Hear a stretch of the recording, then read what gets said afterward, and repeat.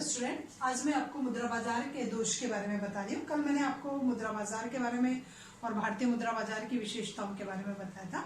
अब आज मैं आपको एक्सप्लेन कर रही हूँ कि रियल में इंडियन जो मनी मार्केट है एटलीस्ट उसकी कौन कौन सी डीमेरिट्स है, भारतीय मुद्रा बाजार में कौन कौन से जो है वो दोष उपलब्ध है। तो सबसे फर्स्ट जो demerits which is available in Indian money market is lack of cooperation, सहयोग का, परस्पर सहयोग का अभाव। कि हमारा जो money market it is divided into two part. कल मैंने आपको बताया था कि Indian money market is divided into two part. First is organised and second is unorganised. भारतीय मुद्रा बाजार को हमने दो भागों में बांटा था, पहला संगठित मुद्रा बाजार और दूसरा था असंगठित मुद्रा बाजार। तो भारत के जो ये दोनों मुद्रा बाजार है, दोनों मुद्रा बाजार के जो क्षेत्र हैं, इन दोनों में परस्पर कॉपरेशंस का अभाव है। किसी स्टाइल का कोई भी परस्पर सहयोग नहीं है, ये सामंजस्य के रूप में कार्य नहीं करते। इन दोनों में हमेशा आपस में एक दूसरे से प्रतिस्पर्धा का जो भाव है एटलीस्ट वो बना हुआ रहता है। देख, सेकंड आता है डाइवर्सिटी इन इंटरेस्ट रेट, ब्याज दरों में भिन्नता। रेट ऑफ इंटरेस्ट जो इन दोनों मार्केट के जो पार्ट में ट्रेंड है रेट ऑफ इंटरेस्ट का, ये मनी मार्केट की जो डिफरेंट टाइप्स की मॉनेटरी इंस्टीट्यूशंस है उनमें जो इंटरेस्ट रेट जो ट्रेंड में है एटलीस्ट उसमें डाइवर्सिफिकेशन होता है, विविधताएं पाई जाती है, ब्याज दरों में असमानता देखने को मिलती है। जितने भी हमारे जो बैंक्स हैं उन बैंकों की ब्याज दरें अलग अलग होती है। आईसीआईसी की अलग, सिंडिकेट की अलग है, एसबीआई की अलग है, यूको की अलग है, पीएनबी की अलग है। तो ये ब्याज दरों में जो विभिन्नता है एटलीस्ट वो हमारे मनी मार्केट की जो ग्रोथ रेट है एटलीस्ट उसको जो है वो कंट्रोल करती है, ये उसमें प्रॉब्लम्स क्रिएट करती है। क्योंकि इससे क्या होता है, जो सेविंग करने वाला है, सेवर्स जो है वो कंफ्यूज होता है कि मुझे एटलीस्ट कहाँ मनी को सेव करना है और कहाँ से मुझे लर्निंग की फैसिलिटी जो है वो लेनी है। क्योंकि ब्याज दरें बचत में भी अलग है और जब उधार दिया जाता है तो उसमें भी ब्याज दरों में भिन्नता पाई जाती है। नेक्स्ट है सीजनल डिमांड ऑफ फंड, ऋणों की मौसमी आवश्यकता। हमारे मनी मार्केट में जो मनी की रिक्वायरमेंट है वो बेस है सीजन पे। सीजनल टाइम में जो होता है मनी की डिमांड बहुत हाई होती है और जब सीजन नहीं होता है ऑफ सीजन में मनी की डिमांड बहुत लोअर होती है। तो मनी मार्केट की जो डिफरेंट टाइप्स की मॉनेटरी इंस्टीट्यूशंस है वो हमारी सीजनल मनी मार्केट की डिमांड को फुलफिल नहीं कर पाती है। जैसे सोइंग के टाइम सोइंग सीड्स जो होता है, at the time of sowing seeds fund की रिक्वायरमेंट जो होती है वो एग्रीकल्चर सेक्टर में हाईएस्ट होती है।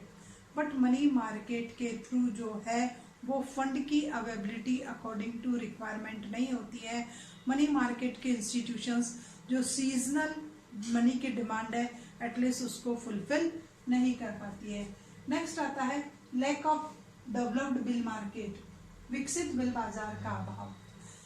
कि इंडियन कंट्री में या इंडियन इकोनॉमी में ना तो वेल डेवलप्ड कैपिटल मार्केट है, ना वेल डेवलप्ड मनी मार्केट है और ना ही वेल डेवलप्ड बिल मार्केट है, ऐसा कहा जाता है। जो क्रिटिसाइज करते हैं उन इकोनॉमिस्ट ने कहा कि there is a lack of developed bill market in Indian economy, कि भारतीय मुद्रा बाजार में विकसित बिल बाजार का अभाव है। यहाँ ट्रेंड ही नहीं है बिलों को लिखने का, बिलों को एक्सेप्ट करने का, बिलों की डिस्काउंटिंग का, बिलों में ट्रांजेक्शन्स करने का। तो इसलिए कंट्री में बिल मार्केट का जो है वो डेवलपमेंट प्रॉपर वे में नहीं हो पाता है। नेक्स्ट आता है बैंकिंग सेवाओं का असंतुलित विकास, imbalance development of banking facilities और बैंकिंग सर्विसेज। तो हमारी कंट्री में बैंकिंग फैसिलिटी जो है वो इनएडिकेट अमाउंट में अवेलेबल है, अपर्याप्त मात्रा में है। इसका अभी इतना विकास नहीं हुआ according to requirement of populations या कंडीशंस ऑफ पॉपुलेशंस को अगर हम देखें तो बहुत ज़्यादा पॉपुलेशंस है बट उसकी डिमांड के अकॉर्डिंग, उनकी डिमांड के अकॉर्डिंग बैंकिंग इंस्टीट्यूशंस या मनी मार्केट के इंस्टीट्यूशंस इतने ज़्यादा नहीं है। तो हम ये भी क्रिटिसाइज कर सकते हैं कि इम्बैलेंस ग्रोथ है मनी मार्केट का, कहीं तो ज़्यादा है, कहीं तो बहुत रिच अमाउंट में है और कहीं मनी मार्केट की इंस्टीट्यूशंस अवेलेबल ही नहीं है। For example rural area, remote area में बैंकिंग इंस्टीट्यूशंस नहीं है और जो आपका वेल डेवलप्ड ट्रेड सेंटर है वहाँ एक्सेस में जो है ये इंस्टीट्यूशंस अवेलेबल है। तो there is a imbalance growth of money market in remote area, rural area and in urban area. विशिष्ट वित्तीय संस्थाओं का अभाव, lack of special financial institutions, कि डिफरेंट टाइप्स की फाइनेंशियल इंस्टीट्यूशंस होती है कंट्री में. For example acceptance house, discounting house, clearing house. Then there is a lack of these type of institutions in Indian economy. Indian economy में इस प्रकार की संस्थाओं का प्रायभाव रहता है. भारत में ना तो बहुत अधिक भट्टागृह है, ना बहुत अधिक स्वीकृत गृह है, ना बहुत अधिक समाशोधन गृह है. तो ये जो संस्थाएं होती है वही बिल बाजार का, वही सिक्योरिटी में ट्रांजेक्शन्स का, वही विभिन्न प्रकार के जो होती है हमारी मुद्राएं, उनमें व्यवहार को जो है वो आसान बना देती है. लेकिन इन संस्थाओं का भारत में अभाव होने की वजह से बिल बाजार का इतना अधिक विकास नहीं हो पाया. उसके बाद है असंगठित क्षेत्र का प्रभुत्व, dominance of unorganised sectors. Indian money market में मैक्सिमम जो रूरल एरिया में जो ट्रांजेक्शन्स होते हैं, 90% transactions are held with the help of unorganised money market. असंगठित मुद्रा बाजार का प्रभुत्व है. आज भी गांव में सेठ, साहूकार, जमींदार, जागीरदार, इन्हीं के थ्रू लोन लिया जाता है और इन्हीं को वापस पूरी जिंदगी लोन चुका दिया जाता है. तो हम कहेंगे कि एक भारतीय मुद्रा बाजार का दोष है कि संगठित क्षेत्र इतना अधिक होते हुए भी आज भी ग्रामीण क्षेत्र के लोग असंगठित क्षेत्र में ही ऋणों के जाल में फंसे हुए रहते हैं, वहीं ऋण में जन्म लेते हैं और वहीं ऋणों में मर जाते हैं. तो अनऑर्गेनाइज सेक्टर बहुत ज़्यादा पावरफुल है, बहुत ज़्यादा जो है कंपैरिजन देन ऑर्गेनाइज सेक्टर्स. मुद्रा बाजार में धन की कमी, lack of funds. Indian money market में एक तो इनएडिकेट फंड्स की प्रॉब्लम रहती है. जितनी ज़्यादा आवश्यकताएं हैं उनके अनुरूप धन उपलब्ध नहीं रहता. लोन एक्सेप्ट करने में बहुत ज़्यादा टाइम लग जाता है.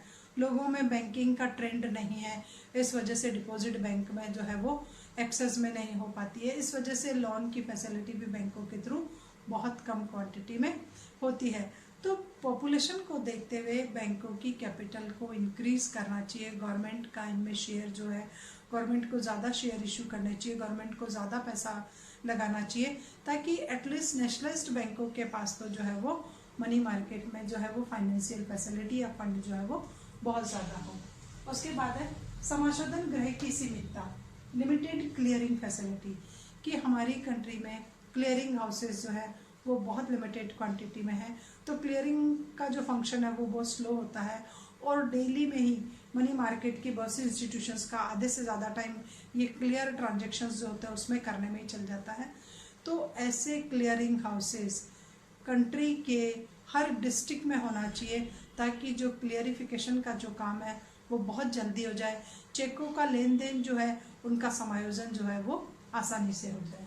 तो ये प्रॉब्लम है कि हमारे यहाँ क्लियरिंग हाउसेस बहुत लिमिटेड क्वांटिटी में. तो these are the demerits of Indian money market. ये भारतीय मुद्रा बाजार के दोष हैं.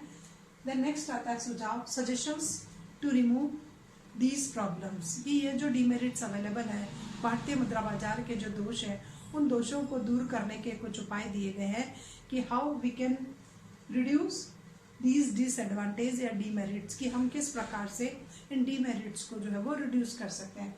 देन फर्स्ट ऑफ ऑल है समाशोधन सेवाओं का विस्तार, एक्सपेंशन ऑफ क्लियरिंग फैसिलिटीज, कि कंट्री में ट्रांजेक्शन्स को इजी गोइंग करने के लिए, पेमेंट को फास्ट सेटल डाउन करने के लिए क्या करना चाहिए, क्लियरिंग हाउसेस की जो लिमिटेशंस नंबर्स हैं उन नंबर्स को इंक्रीज कर देना चाहिए. मैंने कहा ना, हर बड़े डिस्ट्रिक्ट में क्लियरिंग हाउस होना चाहिए, ताकि फास्ट एक बैंक से दूसरे बैंक के ट्रांजेक्शन्स को इजी गोइंग सेटल किया जा सके, जिससे पेमेंट में डिले नहीं हो और कस्टमर को किसी स्टाइल की कोई भी प्रॉब्लम फेस नहीं कर सके. तो हमें देश में समाशोधन गृहों की संख्या को लगातार बढ़ाना होगा. नेक्स्ट आता है विशिष्ट वित्तीय संस्थाओं की स्थापना, एस्टेब्लिशमेंट ऑफ स्पेशल इंस्टीट्यूशंस, कि जो स्पेशल कैटेगरी के इंस्टीट्यूशंस हैं. फॉर एग्जांपल मैंने आपको बताया clearing house, acceptance house, discounting house. तो इस प्रकार की संस्थाओं की स्थापना देश में तीव्र गति से करनी चाहिए, ताकि बिल मार्केट के साथ जो ट्रांजेक्शन्स है वो आसानी से हो और बिल बाजार का देश में विकास हो. नेक्स्ट है असंगठित क्षेत्र पर नियंत्रण, effective control on unorganised sector, कि हमारी कंट्री का जो अनऑर्गेनाइज सेक्टर है एटलीस्ट उस अनऑर्गेनाइज सेक्टर्स पर हमारी गवर्नमेंट का प्रॉपर कंट्रोल होना चाहिए, जो भी देशी बैंकर है, साहूकार है, महाजन है, इन पर जब तक नियंत्रण नहीं होगा तब तक अधिकांश कृषक इनसे ऋणों के जाल में फंसते रहेंगे और इन्हीं के द्वारा जो है वो ऋण निर्गमित होते रहेंगे। तो इससे क्या होगा, उनका शोषण ज़्यादा होगा। तो सरकार को असंगठित क्षेत्र पर नियंत्रण लगाने के प्रयास करने चाहिए। आरबीआई को अपने रूल्स रेगुलेशन को इन असंगठित क्षेत्रों पर बहुत अधिक मात्रा में लगाना चाहिए। उसके बाद है हुंडियों का प्रमापीकरण, स्टैंडर्डाइजेशन ऑफ हुंडीज। मैंने आपको कल भी बताया कि हुंडी जो है एक कैटेगरी का जो है वो नेगोशिएबल इंस्ट्रूमेंट है, एक प्रकार का विनिमय विपत्र है। हुंडी एक जो है लैंग्वेज में लिखी जाती है। तो हमारे यहाँ हुंडियों का स्टैंडर्डाइजेशन नहीं है, एक प्रमाणीकरण नहीं है, एक परफॉर्मा फिक्स नहीं है, एक लैंग्वेज फिक्स नहीं है, लिखने का तरीका नहीं है, क्षेत्रीय भाषाओं में लिखी जाती है, अलग अलग लोग अलग अलग बात समझते हैं। तो हुंडी की एक लैंग्वेज होनी चाहिए ऑथेंटिक, कि हिंदी को सब समझते हैं। तो हुंडिया जो है वो हिंदी में लिखी जाए, एक परफॉर्मा फिक्स हो, स्टाम्प की अमाउंट फिक्स हो। तो ये अगर कुछ हो गया, प्रमाणीकरण कर दिया गया, तो हुंडियों का भी ट्रेंड जो है वो कंट्री में चलने लग जाएगा।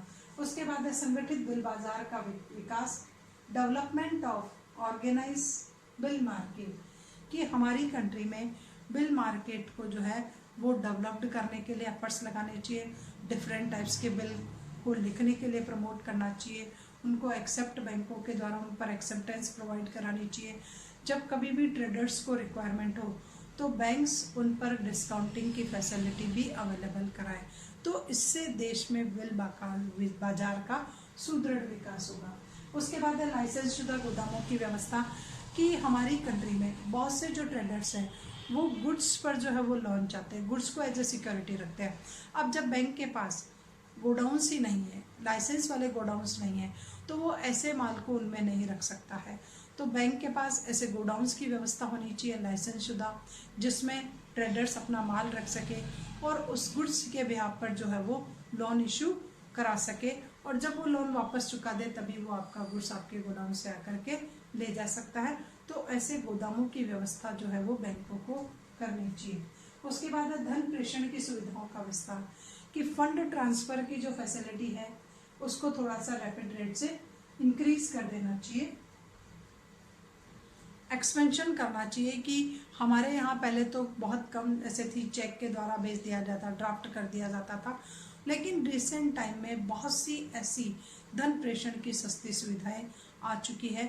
इनका और ज़्यादा डेवलपमेंट होना है, फास्टेस्ट मीन्स का डेवलपमेंट होना चाहिए, ताकि तुरंत प्रभाव से मिनटों में आपका पैसा यहाँ से जहाँ आप दूसरे स्थान पर भेजना चाह रहे हो वहाँ पैसा पहुँच जाए, आपका पेमेंट का जो है वो सेटलमेंट हो जाए। तो ऐसी आरटीजीएस, एनईएफटी और बहुत सी ऐसी चीज़ें मोबाइल में, इनके थ्रू जो है आप वो फंड का ट्रांसफ़र कर सकते हो। नेक्स्ट आता है बैंकिंग का पर्याप्त व संतुलित विकास, adequate and balanced development of banking, कि हमारी कंट्री में बैंक जो है वो इनएडिकेट अमाउंट में है, अकॉर्डिंग टू रिक्वायरमेंट नहीं है।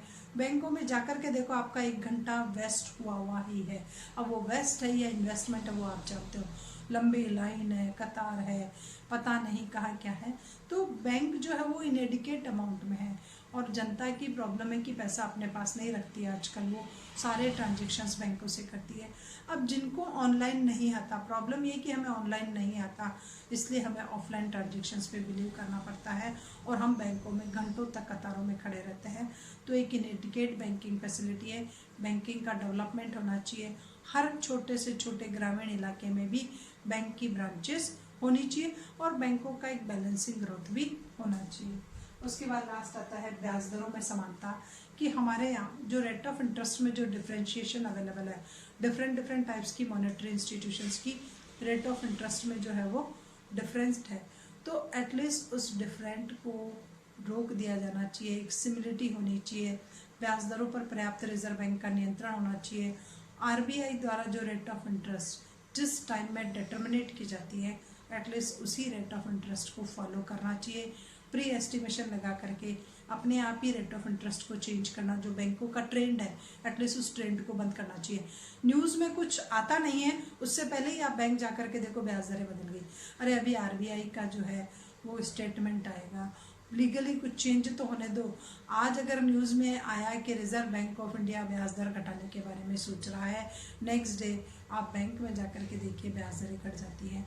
तो ऐसा कुछ भी नहीं है। कस्टमर इससे क्या होता है कि बेचारा मिसगाइड हो जाता है कि कल तो ये था, आज ये है, कल क्या हो जाएगा। रेट ऑफ इंटरेस्ट में एक लिमिटेड टाइम में ही चेंज होना चाहिए या एक सर्टेन डेट को चेंज होना चाहिए, ताकि कस्टमर भी उससे अवेयर रहे और उसकी नॉलेज लेता रहे। तो ये ट्रेंड जो है ना कि जब मर्जी पड़ी जब भी ब्याज दर घटा दी और जब मर्जी पड़ी जब भी ब्याज दरें आप बढ़ा देते हो, तो एटलीस्ट आरबीआई को उस पर नियंत्रण लगाने का प्रयास करना चाहिए और डिफरेंट टाइप्स के जो बैंक है उनकी ब्याज दरों में समानता लाने का प्रयास करना चाहिए। Then these are the suggestion to remove demerits of Indian money market.